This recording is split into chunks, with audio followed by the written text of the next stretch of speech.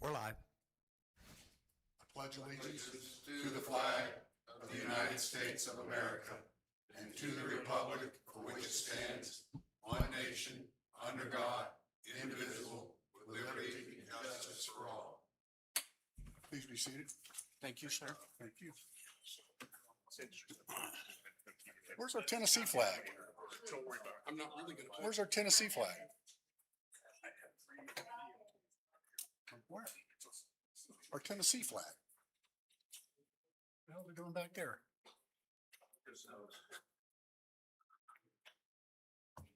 Yeah. Seeing that we have a quorum, I'd like to call this meeting to order. We've done the invocation and the Pledge of Allegiance. We got a little ahead of ourselves. We were running late from lunch, so please be aware of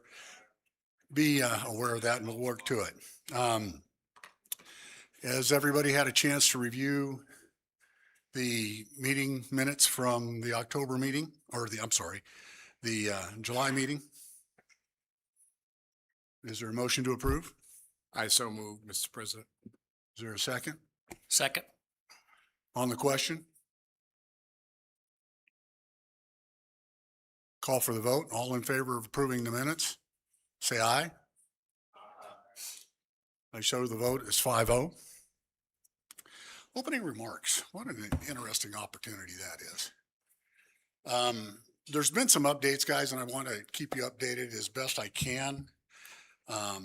We have, let me get that open. I'm trying to play catch up. Please bear with me. We've had set before the Loudoun County Board, both their workshop and their actual Board of Commissioners, and they have approved our request to be regulated by T-Board. We are now working with Monroe County, and from what I hear, they're meeting the end of this month, and we're on the schedule there for that. As soon as that gets going, we'll keep you updated, and we'll get going to get us under T-Board's regulation and to dismiss the TPUC lawsuit that goes with it. The legislation gave us that opportunity, so that will save us some money also. Christine's doing a great job. We're getting ready to open Tanasi. We've got a soft opening this week, and we're going to work through that. We're going to been 4 years, long 4 years, going back and forth and watching that burnt out structure for quite a while. She's working hard on that, and we're going to get that bad boy started up, and we look forward to that. I've gotten with our general manager, Claude, and asked him to reach out with Matt and our public works group and see about getting the odor control going for Tokwa and Mialakwa first, and reach out to the engineering firm and the vendor to see what we need to do to try to improve that odor issue. You're going to see some work here pretty soon up the road on the Poplar Ridge. Is that correct, Beth? Poplar Ridge? P38? Yeah, you may see some dirt work going on up there. There'll be some questions on why it didn't go through ACC. ACC doesn't approve dirt work. That's purely a function of our Public Works Department and Matt Benoit, much the same as the Cooper properties that they're developing in Mialakwa right now, and who's doing South Coast or South Oak? That's correct, down at Kahiti. So once they start putting some structures on there, we'll get them to refer that to the ACC if it goes through, and they'll get that going. I don't know if anybody realizes it, but since 2020, January 2020, until just recently, we built almost 1,500 homes in the village. So think about that expansion. It's a pretty challenging opportunity, and we're working through that. We're looking at some other opportunities as well. If you were here for the town hall, you'll notice that we had 2 of our newly elected county commissioners, and they take office at the end of this month. So we're trying to rebuild those relationships with our county commissioners and our state representatives and everything else. And that's an ongoing process. And we're using tenacity to help rebuild some of that. So be aware of that. Other than that, I'd like to start the open forum. Mr. President, if I could ask a favor, Open forum. there will be a presentation made for a capital request later by Christine. But if we need her to make it, I'd request that we be able to do that now because we are having the soft opening at Tenassie and she needs to get back. Would you like to do Otherwise, that? if we wait till that timeline, I need to be the one to do it. No, But hey, nobody wants to look at you. I agree completely. Nobody wants to look at me. Christine, please.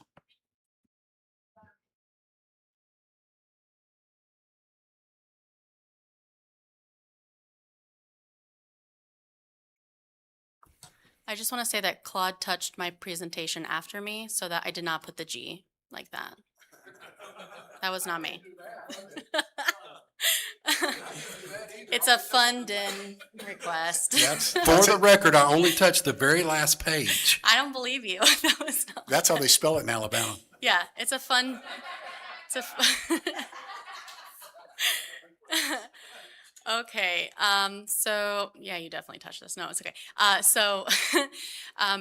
Tokwa Bar and Grill continues to experience significant growth in both food and beverage sales driven by increased resident traffic and the successful launch of the breakfast service, our current draft beer storage and dispensing system has become limiting factor to operational efficiency.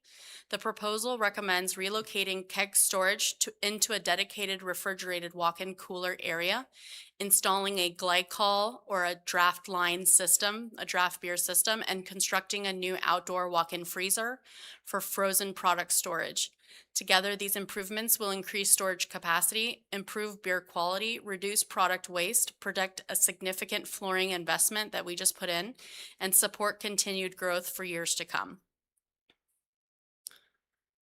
So our current challenges, we're protecting a new flooring investment. So the flooring inside of what we actually just fixed this. So I said it before this happened, but the flooring inside the existing walk-in freezer is scheduled to be replaced due to heavy damage caused by moving heavy beer kegs. It literally just got replaced within the last 2 weeks. Current operations require employees to literally pull kegs across the floor, push the kegs into storage spaces, but also drop kegs into position. If you've never carried a keg before, it is a special experience. They're very heavy. This constant abuse has caused the current floor to warp and fail, causing serious safety issues and possibility of falling for any staff working in the space. I've personally dealt with that. Without changing how kegs are stored, the new floor will eventually experience the same damage, resulting in another costly repair.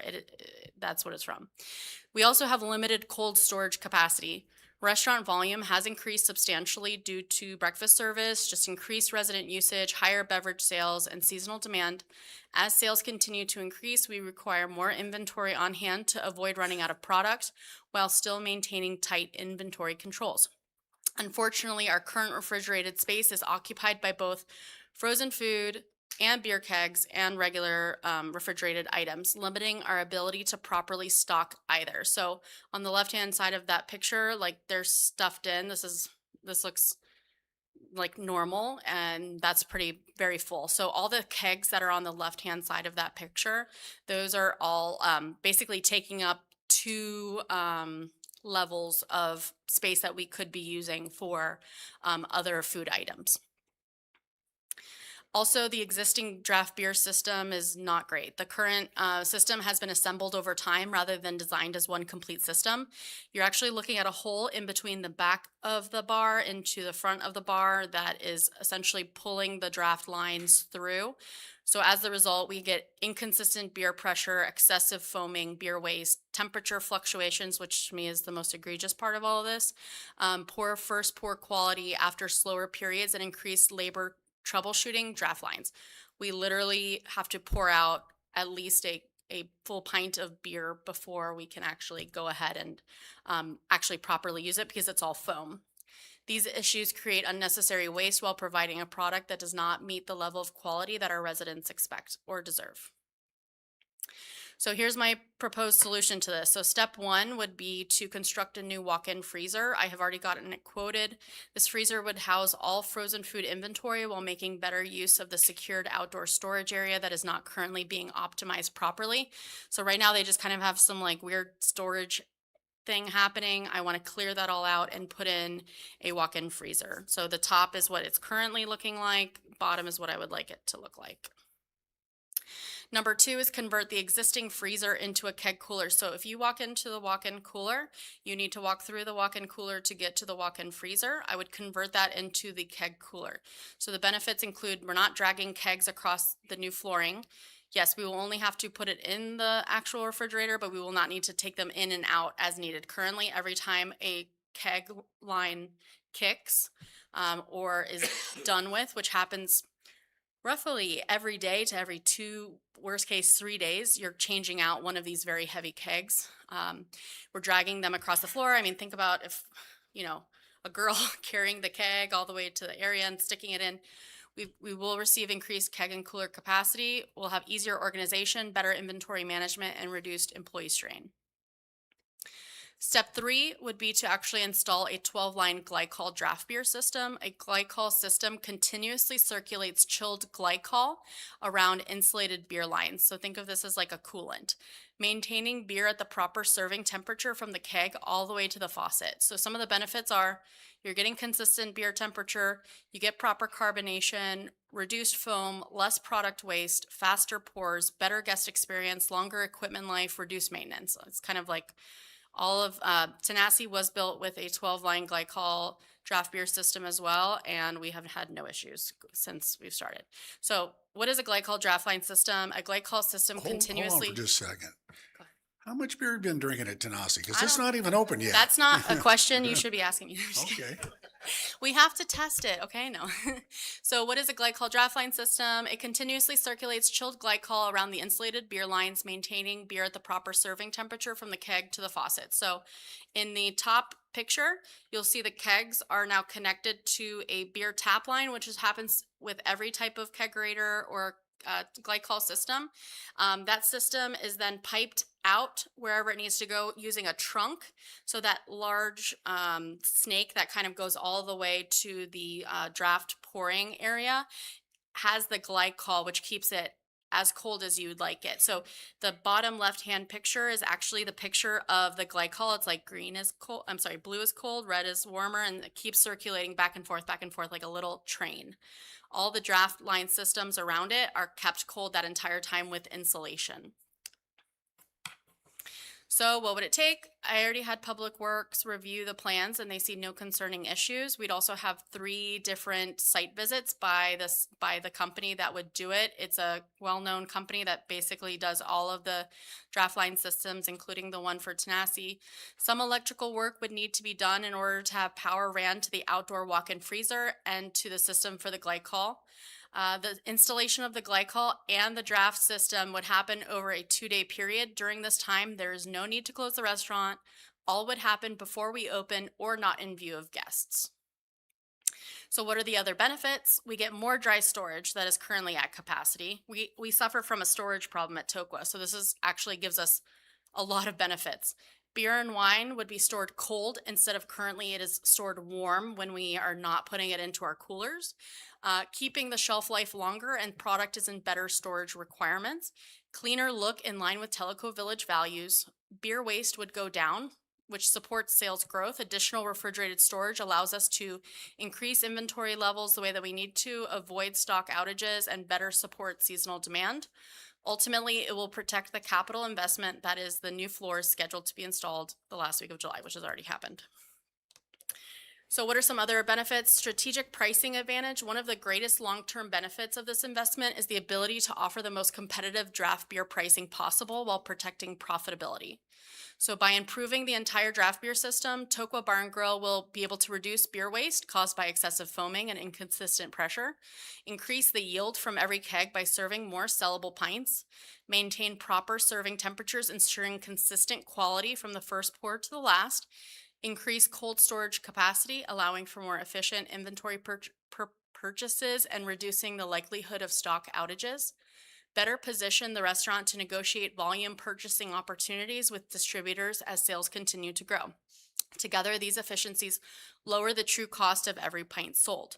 So rather than losing profitability through waste and inconsistent dispensing, we can pass those operational savings onto our residents through more aggressive pricing, special promotions, and seasonal draft features while maintaining healthy beverage margins.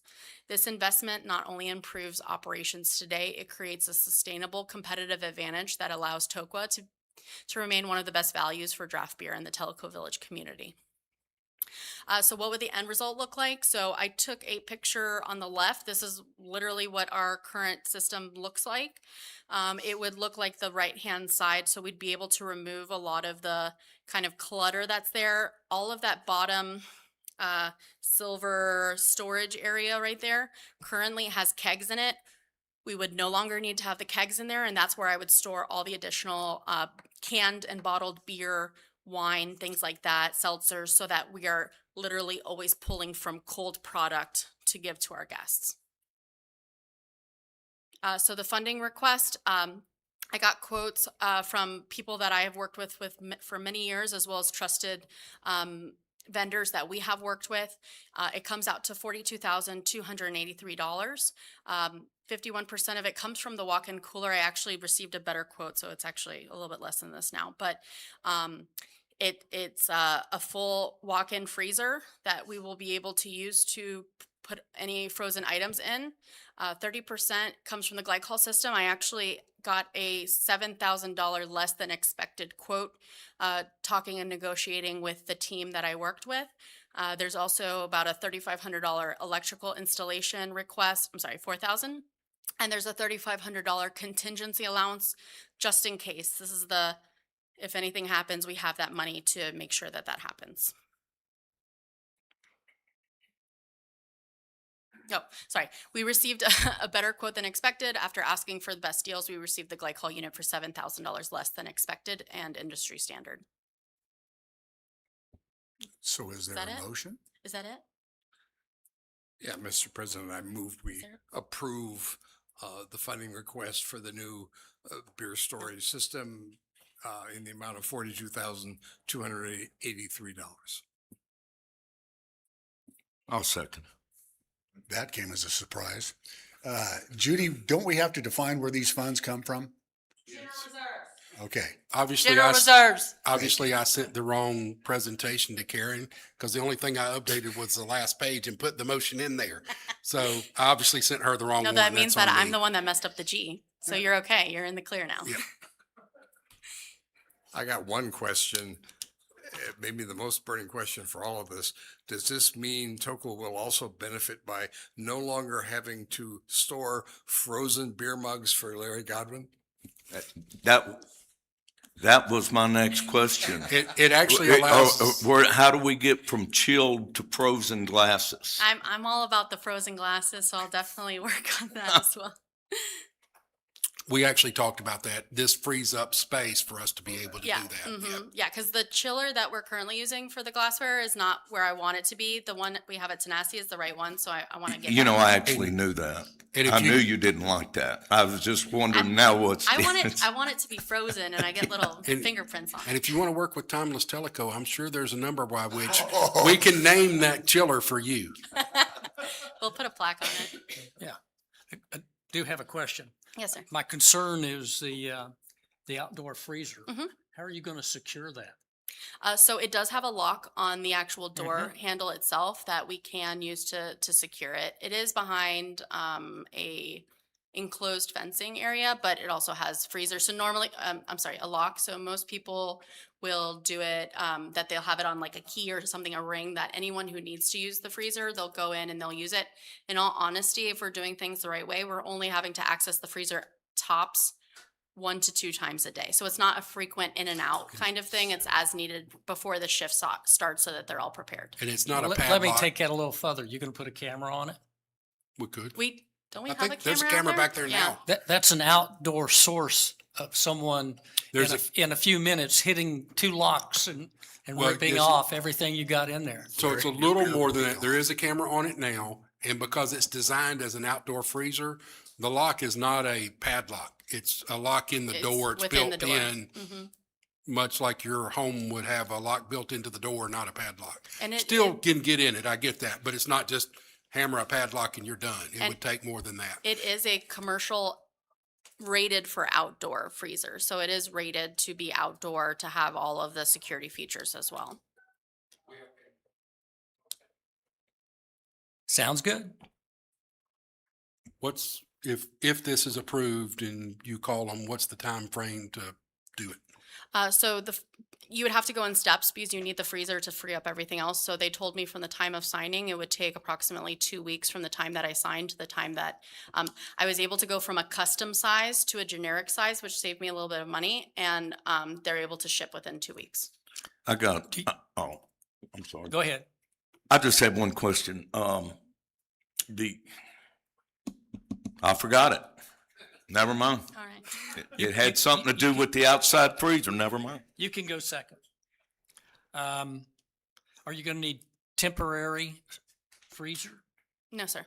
or cooler or anything No, while sir. this process is? When we do it in these steps, nothing gets affected. That was my question. Downtime. That was a good question. Downtime. There would be no You- you- downtime because what we would do is we'd build the freezer and then we'd move everything from the Quick transition. existing. Yep. So really, Gotcha. it's just we just need to coordinate everybody to do things in a certain path.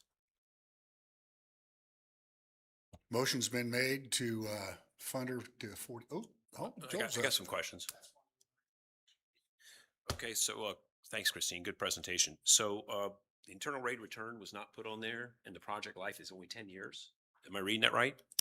So technically, freezers. Are you talking about the freezers themselves, or like the glycol system? Which part? I just All looking of at your them. form. Can you go back to the form, the original capital I request? don't think I actually put how long anything would be lasting. Traditionally, walk-in coolers or freezers, they tend to last a pretty long time.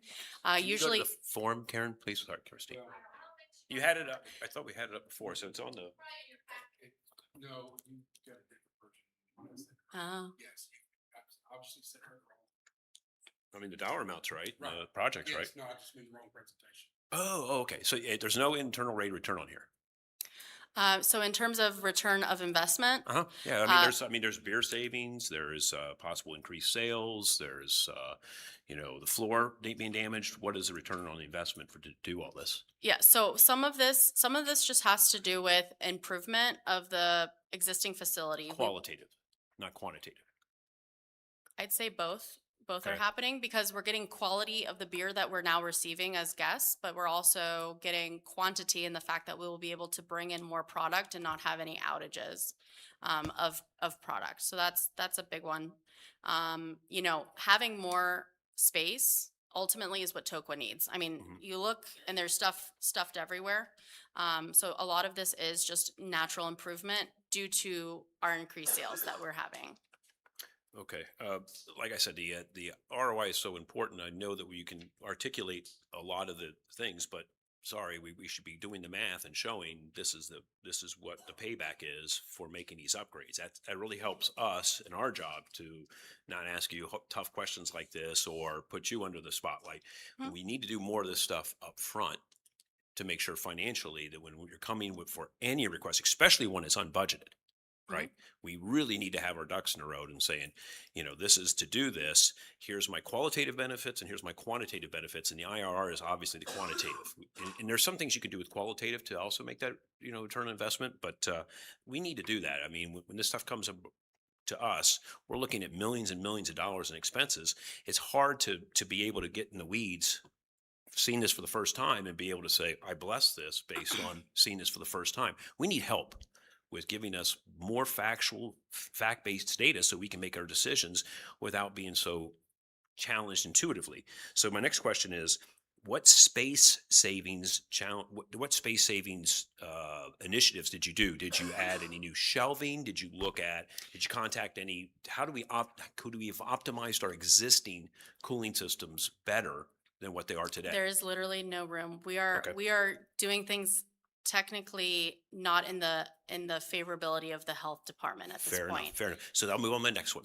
What is our current inventory that we keep in those cooler? So is it a week's worth of food? Is it Normally- 3 days worth of food? Yeah, Is- normally you want to keep between 2 and 4 days worth of food in terms of what your projected financials should be. So if you're expecting some form of this much revenue, then you would take in this much inventory to kind of take care of that. So right now, any space, I mean, literally that place has storage everywhere you look at it. Right. And at this point, the only other place to look is either outdoors or going into guest view, which I don't think is appropriate. How frequently are food deliveries coming to us? Twice a week. Twice a week. So if you look at your bulk of your items, the vital few, are those at a 7-day inventory? Or are those at a 2-day inventory? Or is it just enough for this frequency of the deliveries? The reason I ask this is I worked in warehouses all my life, right? And what we found is on those items that the vital few that take up the majority of the space, we lowered our inventory levels based on the frequency of reliable delivery from our suppliers, our customers, Right. right? So those are things I'm wondering, did we look at any of those concepts to say I could reduce the amount of storage required because I'm keeping twice as much as I really need, but you only have to look at the vital few, not the ones that, like a big thing of mustard, right? It might last you a month. But I'm saying on the items that are fast moving to take up a lot of the space, beer kegs being a perfect example, or what level of inventory are we keeping on beer kegs? Did we look at reducing the inventory level on those, knowing that we could replenish it before they run out? So I spent about a month in Tokwa, literally every day working to get the breakfast menu up and running. And I am very decent with inventory management. There's a lot of items that we take chances on and ultimately we run out. I'm sure someone in this audience or someone listening has been to Tokwa and they've been out of something because I see it quite frequently. Right. And I've watched orders come in. I've seen how the orders flow. You can look at all of their financials. They're doing things the correct way. If in fact, they're the ones that are making money out of all the other restaurants. And there's really not too much more movement that can be made in the current storage capacity that we have. Good answer. Good answer. Yeah. Thank you. I'll answer part of that too, and then add one other thing. In food and beverage, I mean, obviously in every entity, there's always some place you can get better. But in terms of in-time deliveries and warehousing in food and beverage, you're almost defaulted to have to do that well because the product goes bad.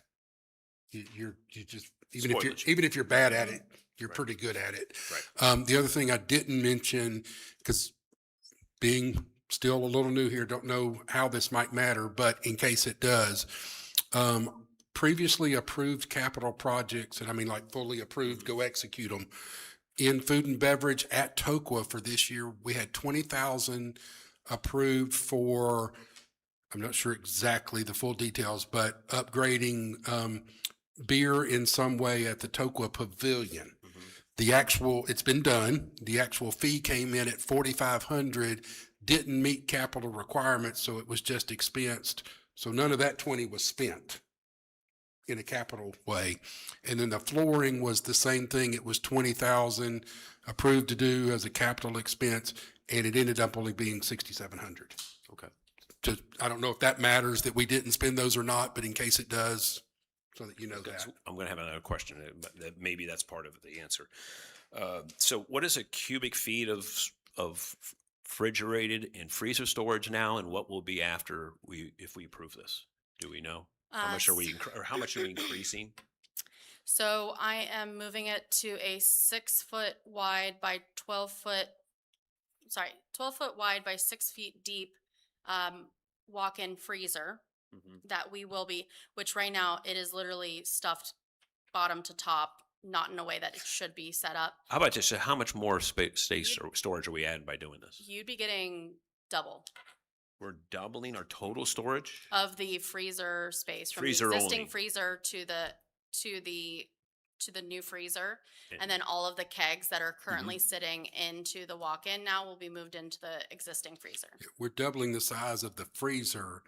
The current freezer is about half the size of the Correct. cooler, which is pretty typical. Oh, In any Right. restaurant, your cooler Mhm. for lemons, ham, those is typically about double the size of your freezer. So we are doubling our current freezer, Mhm. which means, Refrigeration staying the same? yeah, Refrigeration cooler's is staying the same. We're just But I'm, taking, but I'm we're also taking the current getting, freezer and turning it into the keg, freeing up space in the current cooler and that does not, to handle product. Yeah. we are also gaining refrigerated space underneath where the current kegerators are. Oh, I saw that. That's Yeah, good. so we'll be getting I like that. pretty Well, much that's- double on top of that. Yeah, so some of the, may not be just chilled glasses, So maybe what- some other things. I saw that. It's a great opportunity. So what that also does, if you go into the dry storage in Tokwa where we're keeping backup canned beer and stuff now,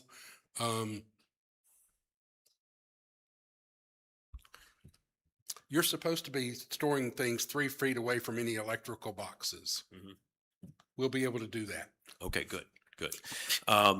The glycol system, is that currently in place for Kahiti and for the yacht club? It is currently in place for the, for Kahiti is not.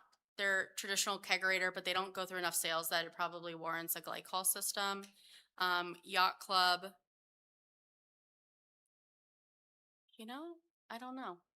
I'm sorry. I'll have to get you that answer.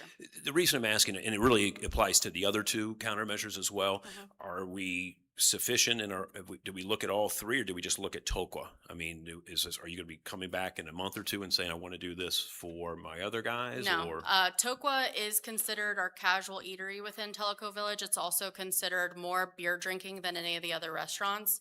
So they're the they're the ones that are using the most amount of beer overall. Okay. And then last question. So this is unbudgeted. What items did we look at to offset this?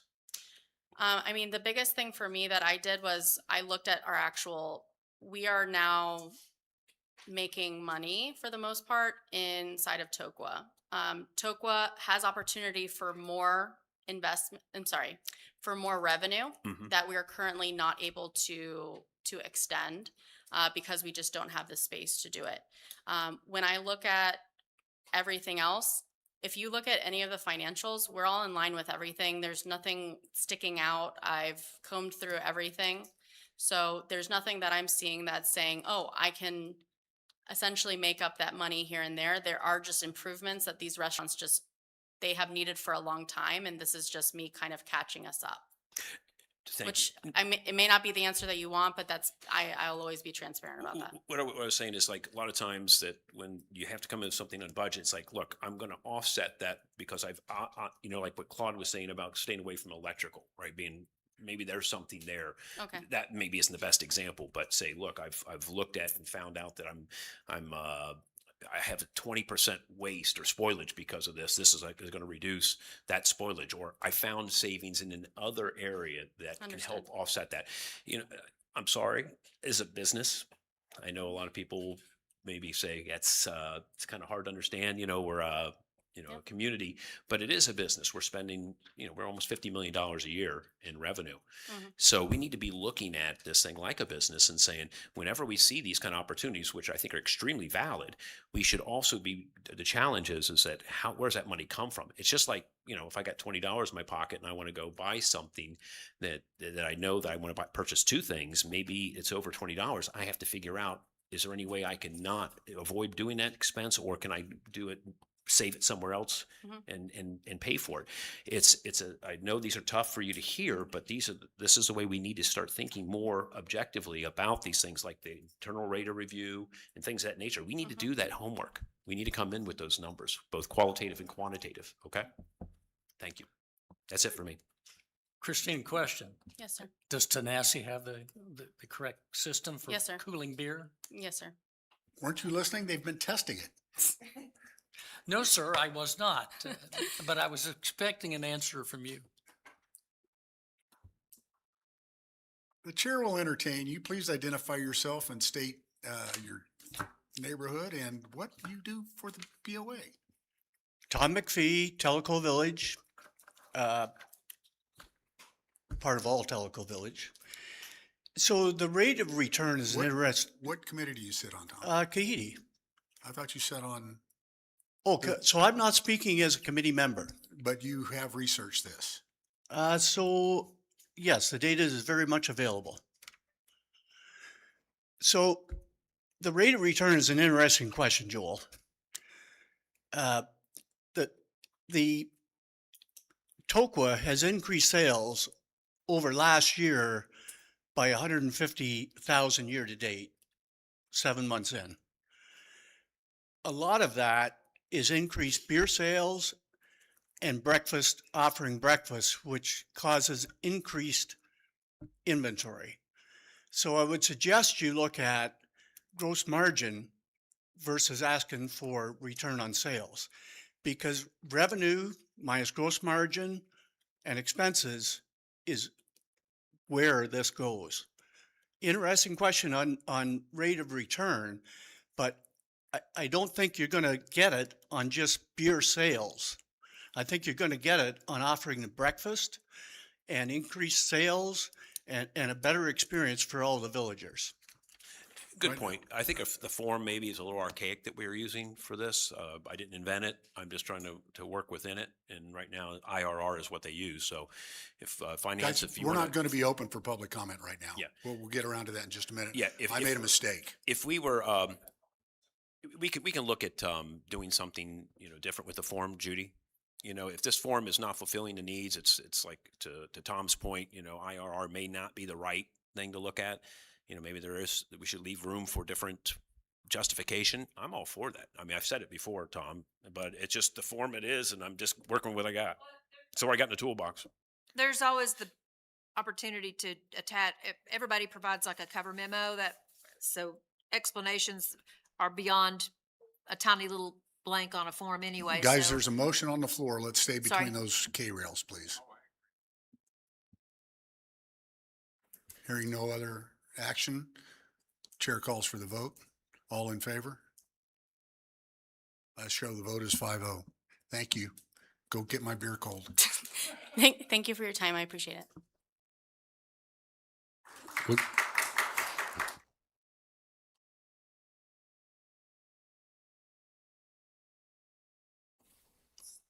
Do we need to run any of the other funding requests in advance? No, I just needed her. She needed to be able I to get understand. back to Tenacity. That was It's it. a big opening today. At this time, we will open up the podium to the crowd.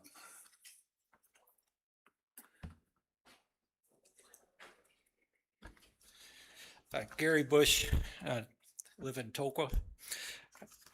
Joe, great questions on that. One of the things that is on the form, it's a 10-year expected life, because you asked that question, economic life. Yeah, it was because my question was, is this thing going to last 10 years? Yeah. Because that's what it said. Yeah. But the other thing is, on a serious note, is are you going to do a hard stop with $1 beer day so Larry can enjoy this? I think I saw an opportunity to expand revenue just by getting Larry some more cold cups. Hey, Mike, we have a question online from a Scott Reich. He Sure. would like to know what is the status update of the Highway Advisory Committee? Gary, you want to address that? A few months back, in my conversation with the committee, I told them point blank, they were not in line with their charter. The chairman at the time resigned after he referred to me in very derogatory terms. And in my conversation with the committee, I said, yes, you are not in compliance. You have no right to go to TDOT and negotiate and go to their meetings because you've not been given that authority. The next meeting, they were not there. And my recommendation is that at that point in time was that committee to be dissolved. In that space, we haven't taken any action on it, but we haven't replaced anybody at that committee at this time. That is correct. Fred Kendall, Chattooga Point. We just used Tokwa Bar and Grill this morning for a club meeting. And I was just from a long range standpoint, if we can start looking at being able to use the audiovisual equipment that's in these facilities, I noticed there's probably 15 to 20 smart TVs but they're not smart because they don't talk to each other, and you can't talk to them unless you draw a direct line from your computer into those systems. If from a long range standpoint, for the clubs that use these facilities for their meetings and would like to use the audiovisual equipment that's up and paid for, can we somehow have an expert come in and fix these systems where we can utilize the televisions that are there for presentations and stuff? Thank you.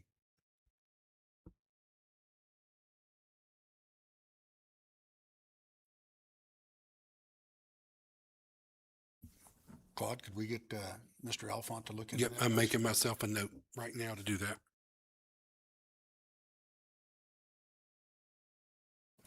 Seeing no others, I will close the open comment period.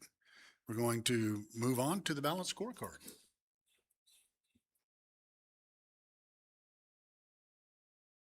That's me. Okay, 26. I'm not going to spend too much time on some of these slides because they're the ones that explain why we do what we do. And I think we are good there. Let's go on to the next slide and then the one after that. So property owner satisfaction results. Overall rating went up slightly this month in comparison to previous ratings. 74.2, still not at the 80% we want to get at. We're, Joel and I go back and forth on this one a lot. He'll say we're exceeding expectations, which technically is true because we're emailing so many more than we originally designed to. But I think what we're doing right now is meeting expectations. So he's given us the benefit of the doubt there because we were only planning to do 50 and we're doing it 1,100 each month. So we're way ahead of that schedule. Now we just got to get the results up a little bit. Next page. We've been through those many, many times. Next page to get to keep going. So these are some of the neighborhoods and how they're responding. So, 9% of our responses came from Chattooga, 8 from Chota. So you can see on the bottom left, we got 868 responses out of a population of 5,984. Now that's homes, not people. Okay, so that's a little bit skewed because if you've got 2 emails in your home at some point this year, we're going to email both of you. That 5,984 is homes, and we got 868 responses. You can see below kind of percentage of people in the years 0 to 4, 5 to 9 that they've been in Tellico Village. So we're getting a fairly decent response rate as surveys go. I think we would hope for a better response rate because we would like to know, and we do know, that our villagers are very engaged in the things we do. So although if you just look at statistics on surveys in general, we're getting a pretty good response rate, I think we would hope to get a better response rate moving forward. POA infrastructure, maintenance, and operations is 79.6%. Again, 80 is our goal. The amenities and activities, I think this is the first time it's been the one that was up, 83.3, but that tells us that people are kind of the things you get to do, you really appreciate. Fees and costs continue to be out of the 4 that we monitor here, the lowest. They're at 70.1%. And then POA operations, meaning how do the individual departments operate, 73.5. These are staying fairly, in the 4 months I've been here, fairly stable. We definitely want to see those go up and meet that 80% satisfaction goal. These shows when the surveys were mailed out. The surveys were sent out on July 7th. So they're going out pretty much each month in the first week of the month is when the surveys are going out. Customer experience surveys. Our overall customer satisfaction this month was 91% for July, with bringing our rating. It didn't move the needle much. I think our rating year to date as of June was 87. So it was a good month, but we've been doing pretty decent leading into this. Did have a dip down in June, and July kind of came back up again. and we can look at the next page for the individuals. So July, our Parks and Rec went back up from previous month. Golf went up. Part of golf also, we found a way to, through the Chelsea system, to see who's all played in a month. And instead of you having to scan something, which you can still do, and we still want you to do that, but scanning a QR code to get the survey, we can now email everyone that played during the month and say, hey, would you do our email? We've been averaging, what, Joel, 30 to 40 a month, and we got over 300 this month doing it that way. I'd still hope we get more responses, but that was a great help to get that many more responses this month. We still haven't been able to do that in food and beverage. We're working on, so we thought we might could do that somehow extrapolating out Toast, but when you do your survey in Toast or you check out in Toast, in certain places that data is anonymous, so we don't have your email. But we think, and I should have an answer by the end of the week, we think that because so many of you are using the loyalty rewards program within Toast, that if you do that, we see that you came, that has your email attached to it, therefore we could email you a survey. So we are expecting, don't have that answered yet, expect it by the end of the week, but I am expecting that answer to be for August, we will be able to actually email you a survey if you came and, you know, participated in one of our restaurants. So hopefully that will go up in terms of the number of surveys will go up as well. Restaurants had been going down, but went up for the month of July. And then Public Works, I hate to even say it went down, but it was at 100. There's nowhere for them to go. And it's still 93.8, which is pretty awesome. Claude, before you leave that, Yeah. one small note about the Toast survey. Mhm. You mentioned people being in the loyalty program having the great advantage. We can contact them. The other advantage I've seen myself in the last week eating a couple times. If you're in the loyalty program and you scan the QR code that comes on your bill, it'll take you into the loyalty program. You can pay your bill there. It will let you rate not just your whole experience, but every dish you ordered, every beverage you ordered, that day. And for each one of those, it has a box where you can put a comment if you want to. And that's greatly valuable data. So the more people do it through the loyalty program, the better the data will get. Agreed. The loyalty program in many ways is the key. It's good for you. You get a benefit from it. It's also good because it will allow us, the Toast survey, Toast is used all over the country in many restaurants. The Toast survey is their canned survey. If you use a Toast survey at ABC Steakhouse, that's the survey you're getting. They're all the same. The one which is great. The one drawback for us is our survey has a third component, which is a value proposition that's not in the Toast survey. So if we can find a way to be able to email out our survey, we'd prefer to do that. If we can't, we get so many more responses from the Toast survey, it probably has a better statistical validity, but it doesn't ask the value question that we want to ask. So we'd prefer to send ours out if we can. In a way, I think you get a value response indirectly Okay. by the number of stars people give overall and for each dish and the comments they give. But, is there a question in Toast that says, what did you think of value? No, and as you say, I don't believe we can control that. Yeah. No, we can't, but you're probably right. If I think the value is good, that burger I just ate tasted a little better. So you probably do get it, but we can't quantify it. So next one. So just another statistical model. So Parks and Rec facilities were a little bit below our goal of 91.5%. Staff well above, equipment a little below. Same golf customer experience. The only one below is pace of play. One of the things we're working on there is Casey and his team are doing a deep dive into our golf courses. And no one contradict me here. Okay, I'm making this up. Is Kahiti the way it's put together and played? Does it take 10 minutes more to play than Tokwa does, no matter what you do. Okay, we're looking at that so we can establish that maybe Kahiti's built to be a 4 hour and 20-minute round, but Tokwa's only a 4:05 and Tenassi's a 4. So Casey and his team are digging into that so we can set some realistic goals. The other thing we want to talk about a little bit on pace of play is it's a little subjective.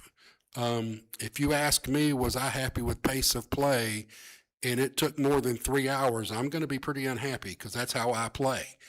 But if we're using the numbers I just used, if we're at Tenassi and we've deemed it's a 4-hour golf course and the people in front of you are playing in a 4-hour pace, it's pretty hard for us to ask them to speed up so you can play in 3. So pace is kind of the one item on here that's a little subjective. We're not ignoring it, and we definitely have work to do there, but it's also a little subjective, you know, especially this time of year. If I play at 9 o'clock in the morning, we better be done by 3 hours or else it's going to be too hot for me to finish. So we need to account for that in pace also. If I may, you're not below goal. The dotted line is just showing the average of the 3. Oh, perfect. That's right. The goal was 85, right? Thank you for that correction. Yeah, the dotted line is the average. Sorry about that. So everything in Parks and Rec was above. Everything in golf is above. POA offices, they continue to be in customer satisfaction, our gold standard. And then restaurants, quality's 82.5, so higher than last month, but still below where we want to be. Staff is above at 84.9, and then that value proposition is at 78.3. Hopefully with some things we're working on now with better, you know, what we passed today, we'll be able to reduce beer prices. I mean, we'll do better there. We'll be able to affect that value proposition. One of the things we're also doing, I think the email may have gone out today. At Tenassi, you'll see we're going to kind of call the area where the simulators are the silos, kind of in ode to the silos that you look out across the water and see. So we're going to kind of name that area the silos. And so Christine and her team have developed a silos menu, kind of geared for the golfers, but also geared for people who want to have some snacks and those kind of things when they're using the simulators. That is a little more value operated menu as well. So we've done some of those, and hopefully that'll help affect that value proposition. Next. Again, another way just to say kind of the same thing. The good news here is in July, the number of surveys getting mainly driven by golf, because Casey and them were able to email people. I would expect in August we'll be able to ramp that up in food and beverage as well. We also think we can do, I met with Larissa yesterday, so she's digging into the software we use for you to check in for classes and to use the wellness center and the rec center, that we should be able to pull email addresses out of those attendees as well and email one for Parks and Rec. We do have found that when we email a survey to you, you're much more likely to do it than if you have to go do a QR code and you have to instigate it. So hopefully by the numbers for August, we'll be emailing in all of our departments, except how do we do the public works? Is that emailed, or do they have to go do it? So Public Works is when they visit a home, they have business cards that they leave that have the QR code. It's okay. Or in the office there are. So it's still a things on the QR doors. code, but we pass it out when we go see some. Okay, perfect. Do we still have door hangers? Okay. Question. At what point do we oversaturate the residents? Well, so that's been part of it too. So one of the advantages to, like golf, I'll use it for an example. When Casey and I sat and talked originally, we're like, okay, at the end of the week, email everybody that played that week. So if you're an avid golfer, you got 4 surveys that month. We're now just doing it once a month, to help mitigate that. Yeah, so we'll do every area that we're able to email the surveys, which will hopefully be all of our areas. We'll just do it once a month so that you're not inundated. Great question. Help spot satisfaction, a little bit below goal this month. And again, that just, I don't totally, Joel, I may need you to step in. I don't totally understand the help spot satisfaction metric yet. I can't figure out for myself, is it that we got back into somebody in time and dealt with their issue in time, or is it they were happy with the way we dealt with it? I'm not completely sure. So the score of HelpSpot is based on the survey response we get. So sometimes it's double fold. They'll put, let's say, bad is 1 and 2, 3 is a neutral, so it doesn't count towards the score. Scores are only counted on total submissions of surveys and 4s and 5s, which are good. So let's say someone turns in a 2. They might say, great, fast response, so that's good. Don't like the answer, but you got a 2. And so we don't take any, we don't weight it. We're just going based on what they put in. So sometimes it's something like that. So what we've been doing, I think, Joel, since April is when we kind of made a little bit of a change, is I reopen that ticket if we get a bad score. And depending on what's going on, it'll go usually to the director. And we try to add more information, or, because sometimes it's just, it was not a thorough response, or the issue hadn't been resolved, but the person went ahead and closed the ticket. And so by the time we reopen it, we're like, oh, we're going to leave it open until this is resolved. And then they turn in another survey a couple months down the road. That score is usually better, but we're only counting it once. So it's not perfect, but we are following the process. And anybody that's unhappy, we are trying to, even if they don't like the response, we're opening it back and trying to add more clarity. And Okay. If I can, Beth, thank you. That was what we agreed to, but we also said that if you obviously got a 1 or a 2 and the additional feedback is, this is great, thank you so much, we were exempting those. yeah, we took off the negative and accepted the positive. Yes. Okay, perfect. Next, are we down to you, or am I doing this one, Judy? Knock yourself I can out. do it. You got it. I'll take it. Okay, so we're looking at our expenses to begin with here. Expenses continue to trend favorably through July. July expenses finished 21% favorable to the budget, while year-to-date expenses remain about 13% favorable overall. The next slide shows what's driving the variance. Wages and benefits continue to be the largest contributor to the favorable variance. Through July, they are approximately $1.25 million, or 14% below the budget, primarily due to open positions, which we will see kind of progress as Tenacity goes along. We're also seeing favorable results in land and street maintenance, water line maintenance, bad debt expense, and contract labor. One important reminder is that some of this is timing rather than true savings. The largest example is paving. That work is budgeted in operations and will still need to be paid once the work is complete, probably in late September or early October.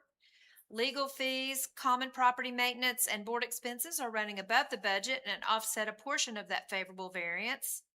Overall, expenses remain well controlled, although vacancies and road project timing are contributing a meaningful part of the current variance. Next slide. Judy, before we move on, can you go back? So just maybe housekeeping for me. So the first one, it's positive, right? But we have it in parentheses, right? So we're good on wages. Yes, sir. And then the next one that's also a positive, but it's not in parentheses, 602, because we're just talking about just July, right? The reason the first one's in parentheses, it's positive because it's a negative number. We Right. saved money. But then the next one says it's We did the 602,000. same thing for, I just Better. had put the whole thing in parentheses, but I can take that parentheses But they're out. but they're I wasn't, both- the number is not in parentheses. You can see where it's the number and the percentage. It's not meant to be a negative number. Right, But you're- I can clean that up. It's kind of like you're doing I get it. a waterfall, and you're Yep. saying that, okay, the reason to get to 21% wages, benefits better, then Yep. year over year, you're talking about, okay, so that really it's not a part of July. That's talking about year to date. The second point is year to date. The first one is just July. Is that correct? That, the first one is year to date, the second one is year over year. I made a mention of that because to me, I thought it was significant that even though we're 1.254 million better than the budget, we are also over 600,000 better year over year. That's actual results versus actual results. But your first bullet point is towards July, is that correct? Year to date. Year to date, okay. The first one's against budget. The second one's just looking at the same number It says against year-to-date. last year's actuals. So basically, if we didn't have anything else going on, we would be 14% better year to date just from wages and benefits. Is that right? Yes, sir. Everything else Just- is, so we added, the net effect of all the other things are actually moving it up. No, year over year, wages and benefits are better. Maintenance of land and streets are better because we haven't done the work yet. The things on the things in the middle under that maintenance of land and streets, bad debt expense, contract labor, maintenance of water lines, all those are favorable. On the bottom, legal fees, maintenance of common property, which is trees, board expenses pertaining to consulting are below the budget. So Yeah. So Joel, to answer your question, wages is 14% in terms of where we are this year. Ignore the second bullet point for your question. Maintenance, land and streets are making us even more better. Not the correct English way to say that. And then the legal Alabama. fees and stuff at the bottom are not as good. So they're subtracting out a little bit. Okay. Yeah. Yeah, it looks like about 2.4 million that we were better, and then another 310,000 worse taken away from it. Okay. The first wages benefit, the bullet point, the maintenance bullet point and the legal bullet point, all are how those things are doing against budget for this year. That second one, year over year, is just an anecdotal. Sure. Forget budget. Okay. We're No. 602,000 better than last year, just as an anecdotal note. And board expense, just to help clarify. Yeah, define What that is that? for me, What's please. in that's consulting. That's true. Okay. That's where it is. Okay. Thank you.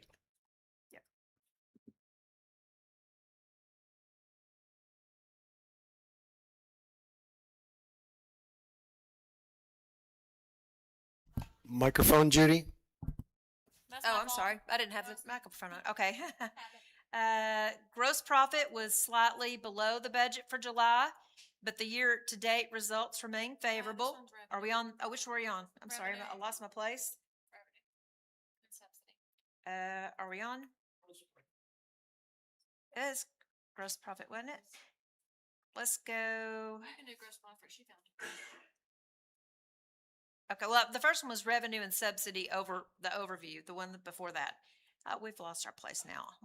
I'm talking about the one on the bottom, and then I will talk about the one on the top. Gross profit was slightly below budget for July, but the year-to-date results remain favorable. For the month, gross profit finished 3% below expectations through July. However, we remain about 6% ahead of the plan. Our subsidy results continue to be very strong that's now we're at the top, 71% better than budget year to date. The next two slides will provide some additional details. Now we can go to the next one and talk about the gross profit. July gross profit was close to the plan, again, finishing 3% below the budget for the month, but year to date, 1.15 million or 6% ahead of plan. The largest departmental variances continue to come from water and sewer, food and beverage, utility tank installations, and golf. Water and sewer remains an important area to watch. As we discussed last month, much of the favorable water variance appears to be calendarization that we expect to even out over the balance of the year. And we are beginning to see that in July with water gross profit below budget for the month, while it's been ahead of budget for the past several months. The lower rates may also affect irrigation consumption, so we will continue watching that trend over the next several months.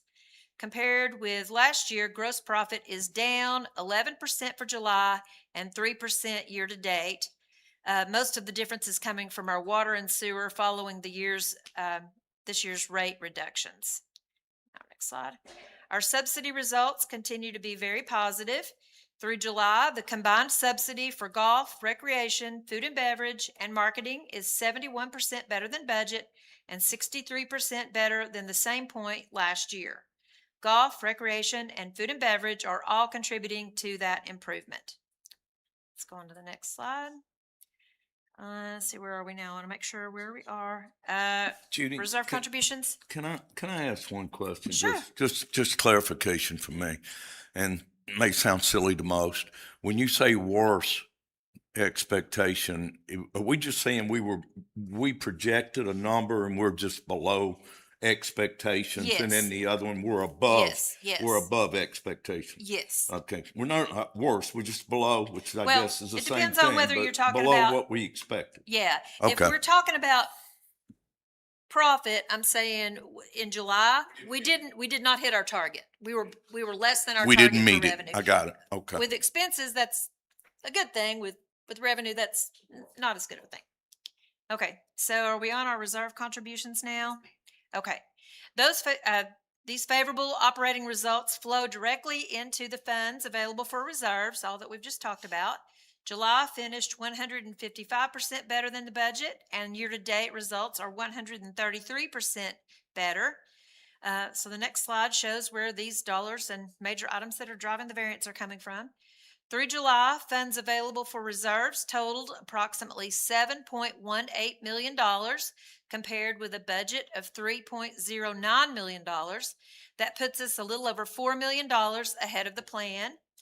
The favorable variance reflects gross profit performance, wage and benefit savings, controlled operating expenses, interest income, and gain on land and lot sales. This is obviously a very strong results, but not all of that $4 million will necessarily remain through the year. Some of it comes from vacancies, road project timing, and gains that will not repeat. Overall, we remain well ahead of our reserve contributions, and we will continue separating the true operating improvements from timing differences as we move through the remainder of the year. And now we're on this slide right here. So this waterfall is simply another way of showing how we are, how we move from the budgeted $3 million amount to the $7 million that we've actually accomplished. The largest favorable pieces are, again, the wages and benefits that are $1.25 million better than budget, gross profit of approximately $1.15 million, and a little over $1 million in net operating expense favorability. Judy, is the grant money in here as well? No, the grant, I have pulled out the grant and the WESAF from these results. Okay. This is just our operating results, and then with the exception of interest income, interest expense, and then the gains.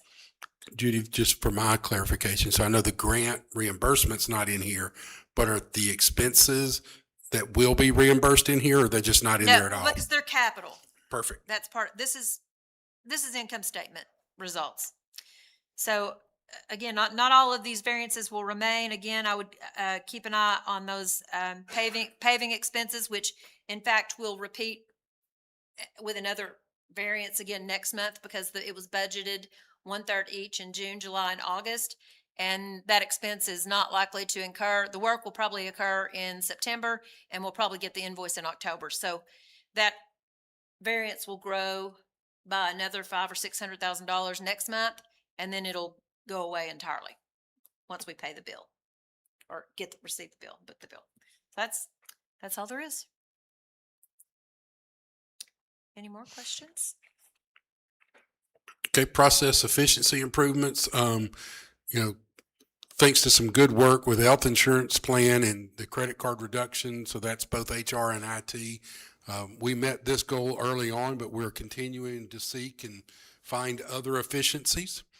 So we're not stopping, even though we've already met the goal in terms of the slide. Go ahead. Another way to say, to show where projects are in the life cycle of each project. Again, these are still remaining pretty close to the same. Some of them will start moving probably next month into another area where maybe the analyzing is done, and then we'll be working to improve them. So some of these will probably move next month. Establish preventive maintenance program. So we're working really hard on this. We have started an org chart to list many things under preventive maintenance. And to be honest, some of them that I probably wouldn't have listed in the past, typically myself. the example I continue to give to people when I talk is I personally wouldn't have considered pest control as preventive maintenance, yet in the history of Tellico Village, we've replaced whole walls because pest control wasn't done and we got pests. So, okay, yeah, that is preventive maintenance. Golf carts, we're getting a brand new golf cart fleet. They'll be under warranty pretty much the whole time we have them, as long as we rotate them properly, because the warranty's done by hours. But we still have to check tire pressures once a month. You know, that wasn't on a preventive maintenance plan in the past. We did it, but we did it because we did it. We didn't do it because it was on a plan. So we're working hard to establish that plan. And we are also meeting with 2 different companies about some preventive maintenance software that will help us better track our preventive maintenance, especially with costs associated, and may help us that in the life cycle and in the planning of capital expenditures, I'm going to make something up, we may have truck A kind of in our schedule to be replaced 3 years from now, but it's costing us so much to keep that truck going, it might be better to replace it now. We might be better off at the end of the day to replace it now. So we're working real hard on some things that will help us better analyze our preventive maintenance and keep up with it. One of the things the board did last month that is now in place is we signed a contract with Fesco, who is the company we use when we have a problem with all of our coolers or cooking equipment in all of our restaurants. We did not have a preventive maintenance contract or plan in place there.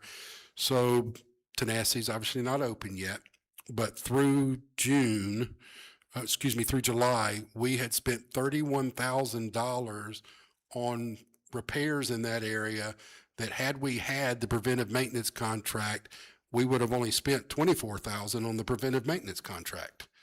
And they would have been, that $31,000 would have been covered, and the $24,000 for the year. And the 31's for 7 months. So we signed that contract and we started that preventive maintenance contract August 1. So we'll see some efficiencies come out of that as well, which will go back to efficiencies, but also part of our preventive maintenance. So we're working really hard on that. Innovative new programs. We have not completely, we have updated this slide because this was based on net revenue. But up until now, we had numbers in it that were gross numbers. So we're not where we want to be, but at least we have net revenue numbers in there.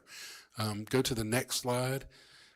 So we can see, if you look at the bottom, May through July, Tokwa Pavilion has brought in $10,000 in net revenue, where it was $58,000 in gross. It's $10,000 in net.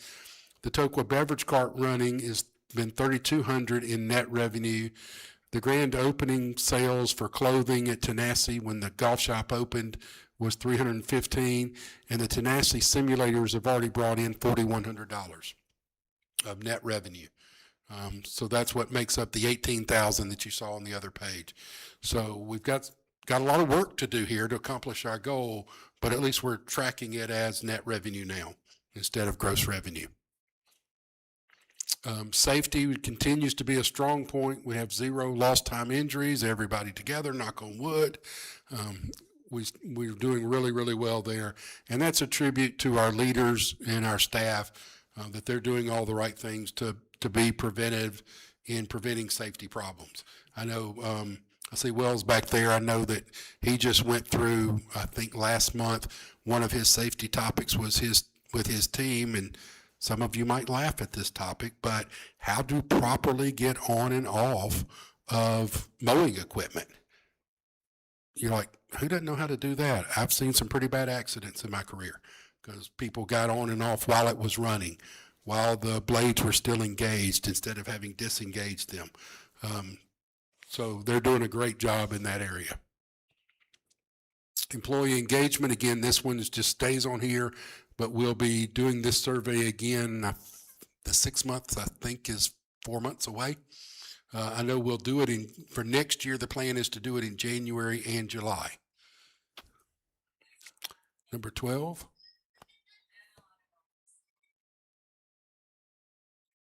Easy back there. Customer focused training. We have picked up our pace in training.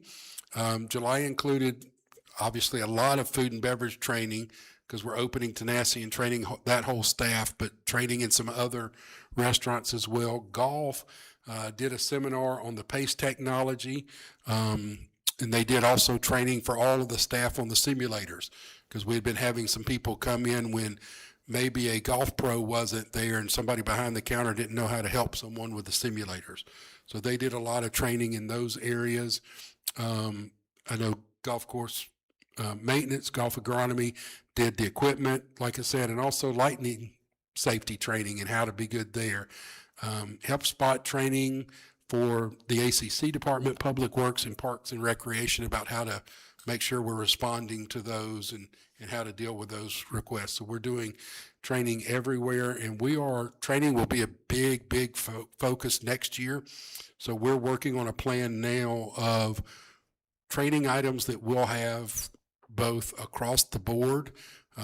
We may have everyone in the month of January, for sake of example, do eye safety training. Why is that important? You may not think that applies in food and beverage, but it applies everywhere. So we'll be doing a lot of that. We'll have every employee going through something like that on a monthly basis, and we'll also have monthly specific trainings for each department. So we're going to put a major focus on training next year. Not that we're not doing it now, but that will be one of the balanced scorecard items next year. Employee retention continues to be good. It went up a little bit in this month, in July. So my explanation for that is, let's look at the year-to-date number. Several of those were the way we were turning some things in. Really, May should have been a little bit worse than it was. June should have been a little bit worse than it was, and it all got turned in July.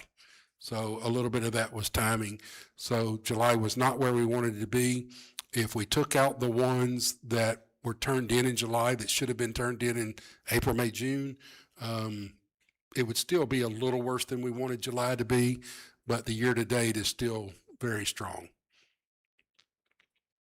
And we are working with our compensation committee to align the reviews to scorecard just to finalize the plan we have there. And we'll have that finalized and have that in place, especially for 2027. I think that's, so for July as an overall goal, the only one that was, the two that weren't exceeds expectations were internal process and learning and growth, but they still both met expectations, but we're not really happy with just meeting expectations. We want to exceed. And then for the year, we are ahead in every area, again, except learning and growth. And the learning and growth is really our training and needing to do better at that. And we'll continue to get better there. Any questions on any of that? Yeah, good job. I have just a couple quick comments. I really appreciate the fact that you put a target on property owner satisfaction. We didn't have a target this year, but we agreed already to what next year is, so you're already moving to it. I like that. That's good. Yep, why wait? I like that. Well done. Really love what you guys did with the golf. That is phenomenal, and hope we can do the same, because that the statistical significance of the other areas, especially we talked about with David, with restaurants only getting 59 a month, and you took golf from 38 to 367 in 1 month. That's phenomenal, and I love the philosophy of only sending one per month. Yep. And not over surveying, Chief. That's Larry. Carrie. That was a good point. The other thing I had was the process efficiency. I think that you didn't give yourself enough credit. You still had it in an older status. The story is that we're actually have trackers on, I think, was it 4? Yeah, I didn't count that at all. So you're right. Yeah, that's so. Just so you know, Matt had some trackers from trying from what I forget. Matt's not in here from prior year. How long we had those trackers? I think I bought them in 2024. 2024. I was trying to figure out a different issue, and they weren't helping, but I held on to them, and Yeah. lo and behold, somebody needed them. How many do we have? How many trucks are we doing now?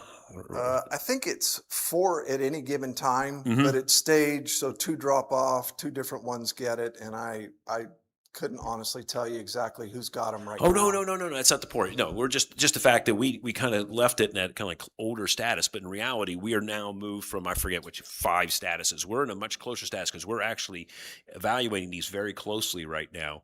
We took things like a brush truck that's averaging 107 miles a day. You know, why? And what we're finding out is you're having to go to 411, I think, to drop off. And so we're looking at these things and making sure that we're working smarter, not harder.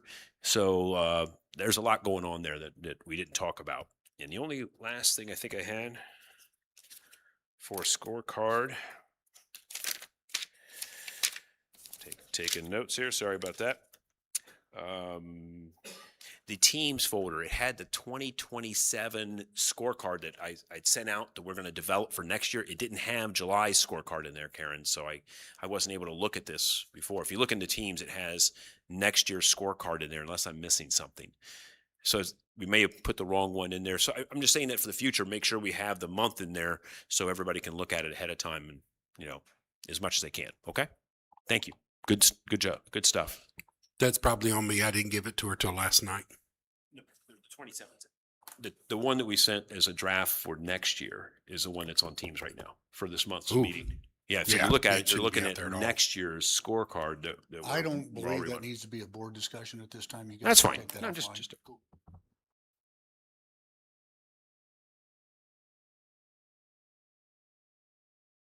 Capital request, Matt. I think you want some money, don't you?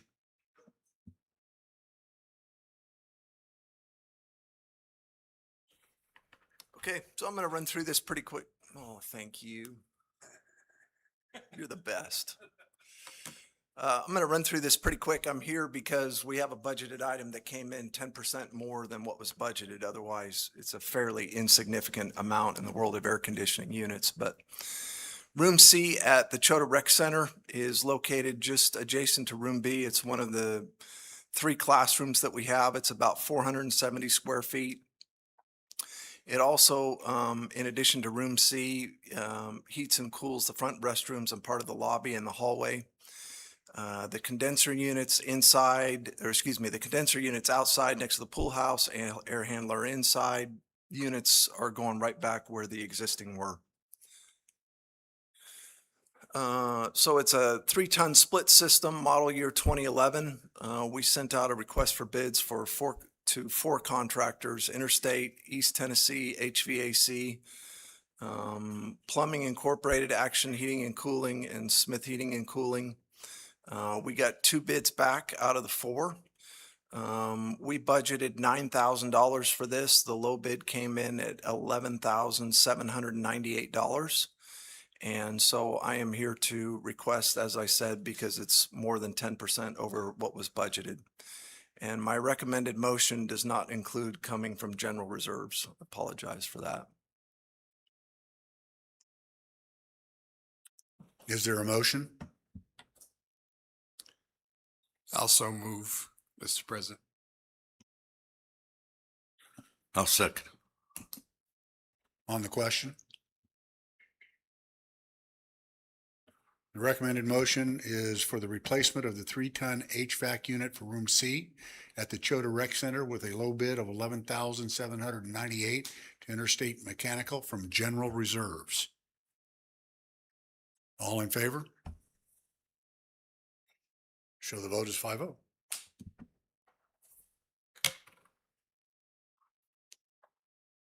Wells, come ask for money, buddy.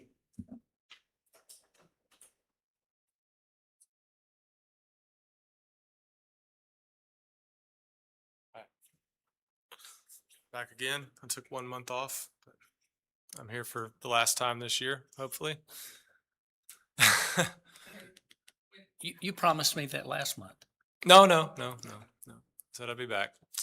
As you know, we're coming up on leaf season. Like Public Works, it's a pretty busy time of year as the grass is slowing down. Our workload just kind of keeps going as the leaves start to fall, and we do our best to keep these golf courses clean. So today we're requesting the purchase of 1 new Agri-Metal 772 leaf vac. Our budget amount was $57,000. The request amount is $55,781. We currently have one large leaf vac at Tokwa and one large leaf vac at Tenassi. The current model at Tenassi is over 25 years old, lacks some storage capacity and power that we need to keep up with the demand.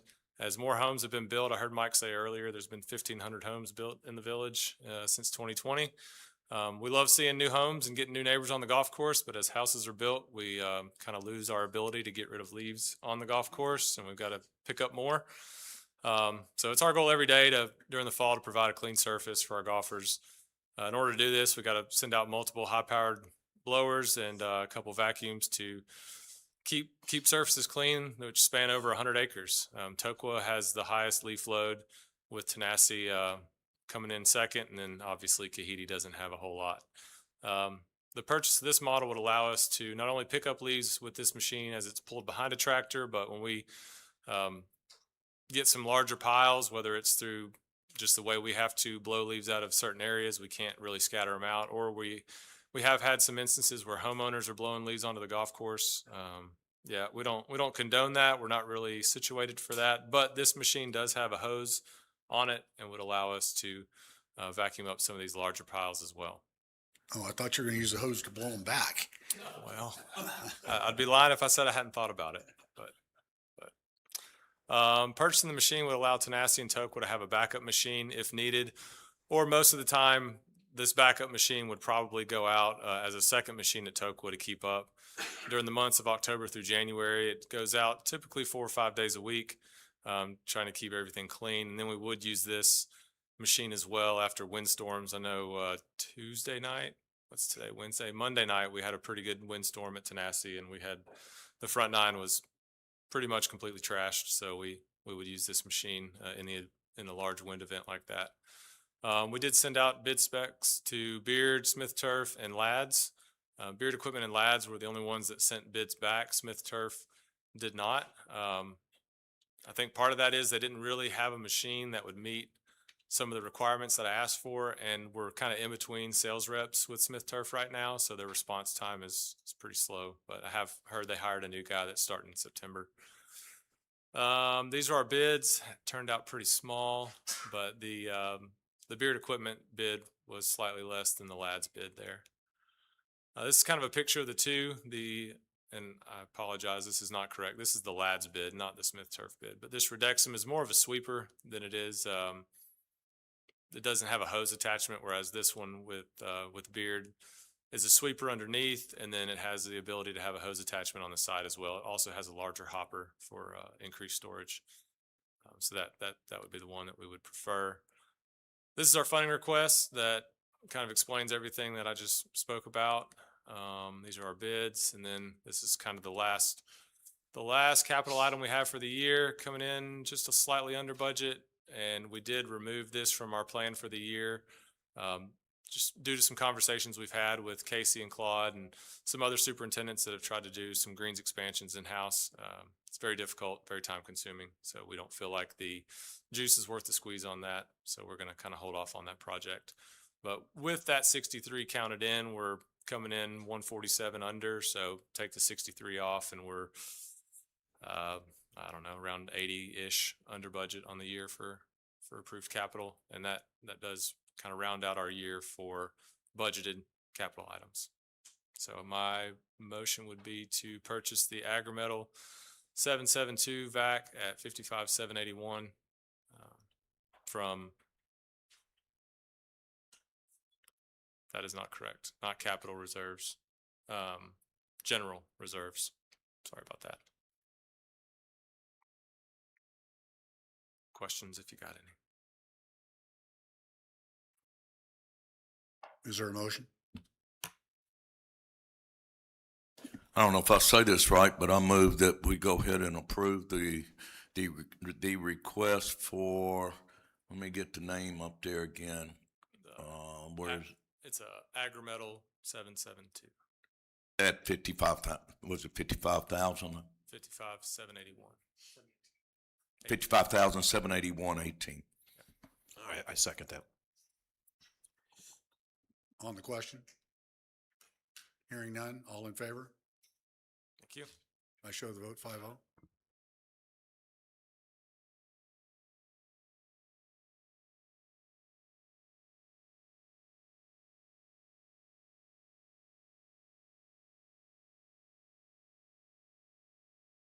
Is there anything else?